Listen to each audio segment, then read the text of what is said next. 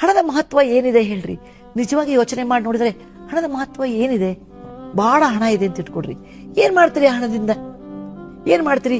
ಎಷ್ಟು ಬನಾರಸಿ ಸೀರೆ ಉಡ್ತೀರಿ ನೀವು, ಎಷ್ಟು ಸಿಲ್ಕ್ ಸೀರೆ ಉಡ್ತೀರಿ? ಹಣದ ನಿಜವಾದ ಮಹತ್ವ ಏನ್ ಗೊತ್ತಾ? ಇನ್ನೊಬ್ರಿಗೆ ಸಹಾಯ ಮಾಡೋದು. ಇಲ್ಲಾಂದ್ರೆ ಈ ನಿಜವಾದ ಹಣದ ಉಪಯೋಗ ಏನಿದೆ? ಎಷ್ಟು ಅಂತ ಮನೆ ಕಟ್ತೀರಾ? ಯಾರಿಗಂತ ಇಡ್ತೀರಾ? ಏನು ಬಹಳ ದುಡ್ಡು ಇಟ್ಬಿಟ್ರೆ ಮಕ್ಳು ಕೆಟ್ಟ ಹೋಗಿಬಿಡ್ತಾರೆ ಅಂತ ನಾನು ಅನ್ನೋದು. ಅದಕ್ಕೆ ಈ ನೋಡ್ರಿ, ಬಹಳ ಆಸ್ತಿ ಮಾಡಿದ್ರೆ ಮಕ್ಳು ಕೆಲಸನೇ ಮಾಡೋದಿಲ್ಲ. ಅದಕ್ಕೆ ನೀವು ಇಡೋಷ್ಟು ಇಡ್ಬೇಕು, ಇಡಬಾರ್ದು ಅಂತಂದಿಲ್ಲ. ಮಕ್ಕಳನ್ನ ಬಿಕಾರಿ ಮಾಡಿ ಕೆಲಸ ಮಾಡಿ ನೀವು ದಾನ ಮಾಡಿ ಅನ್ನೋದಿಲ್ಲ. ಇಡೋಷ್ಟು ಮಕ್ಕಳಿಗೆ ಇಡಿ, ಉಳಿದೋದು ಜನರಿಗೆ ನಾವು ಮಾಡ್ಬೇಕು. ಹಾಗಂದ ತಕ್ಷಣ ಬರೀ ದುಡ್ಡಿನಿಂದನೇ ಸಹಾಯ ಮಾಡ್ಬೇಕು, ಅದು ಫಿಲಾಂಥ್ರಫಿ ಅಂತ ನಾವು ಒಪ್ಪೋದಿಲ್ಲ. Philanthropy is love fellow human being.